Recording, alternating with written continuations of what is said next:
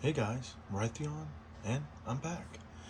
I've been gone for quite some time now, a few days I want to say, like 6 days or something, and a lot has been released or in detailed on the new Switch 2, as well as I think it's the Nintendo online store where they released the appearance of GameCube games. Some of the titles here that you've seen is going to be on the Nintendo service online. And I wanted to give you guys my thoughts as somebody that is, I'm about 18 games away from the full GameCube set. What are my thoughts on the Switch 2 and Nintendo Select Online? So, jumping straight into it, one of the biggest things that I see is, I already own majority of these titles, and I do plan to actually pick up or potentially purchase a Switch 2 as well as Nintendo online portion of it with GameCube. And one of the reasons is for me it's very difficult to actually play games with certain people. It's not as easy as it used to be for me to just put in Soul Calibur and play with friends. That goes for Pokemon XD and obviously F-Zero. And I am a big advocate for Soul Calibur 2. It's one of my favorite franchises for the games, specifically the PlayStation 2 version and or the arcade version. But nonetheless, I do love the GameCube version. It has Link as a playable character, and it's one of my favorite Soul Caliburs, Soul Calibur 2 in general. But I do plan on picking up a Switch 2, and I wanted to actually try on the online store because apparently you're able to actually play Soul Calibur 2 and various other GameCube games online, which I'm very excited about. Now, obviously, I don't want to go through the stigma of talking about the prices and stuff. I'll save that for another video. I'll start to upload a little bit more frequently, like how I used to in the past. But so far, the whole announcement and everything has been great. It's just that I'm really thinking about how can this affect GameCube games. Now, for one, being especially me, because I'm almost done with the set. I honestly don't think that this will affect GameCube games how a lot of people think. Number one, you're still not owning them. You're still not owning the games. There might be a little bit of a price dip for a lot of people scared of on the market, and I'm willing to hold these games as long as I want to. I really don't care. It can hit $0 or be worthless. Yeah, I genuinely love the GameCube. Not as much as PlayStation 2, but we'll get into that in a different video. But I do love the GameCube, and I'm happy to see it on the Switch too. Now, how can this affect us? A lot of the titles, I think it's a great thing to actually to allow people to actually play a lot of these titles. You're talking about Pokemon XD in really clean condition with the poster. You're talking 200-300. Coliseum, you're talking about in the uppers in the hundreds.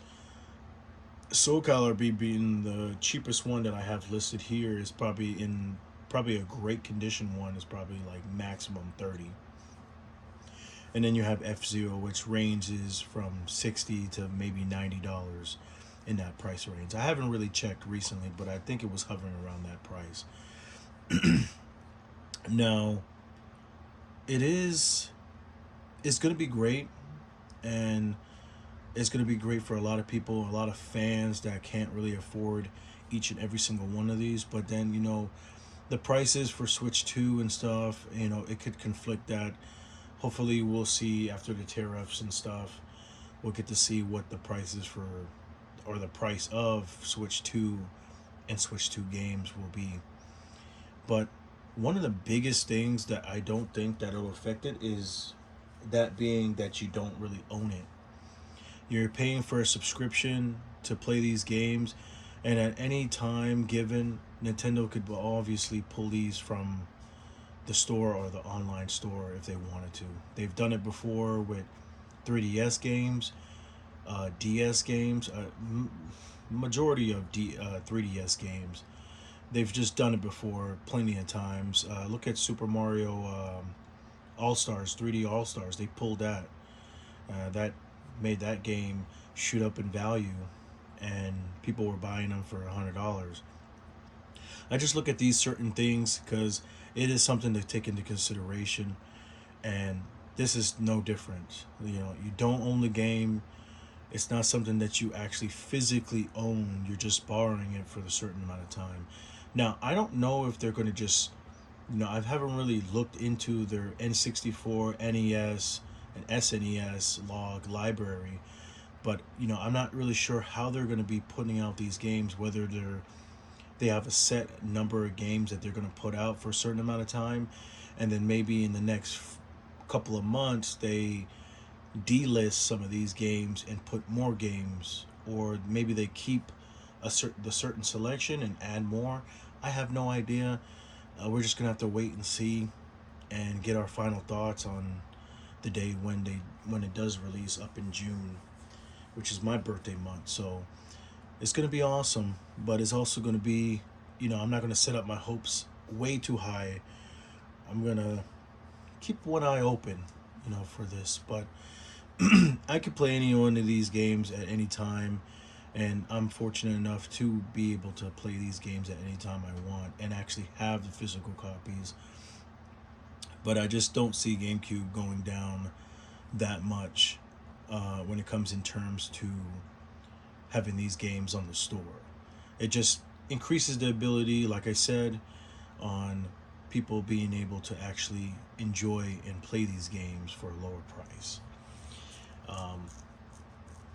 And always keep in mind, guys, like you don't physically own these games. These are just a subscription that you're going to be paying, that I'll be paying, because I do want to play some people online on Soul Calibur 2, and Nintendo can take away your ability to play these games online at any given time. As far as remasters and stuff, I do think that it does affect the GameCube market when a game gets remade.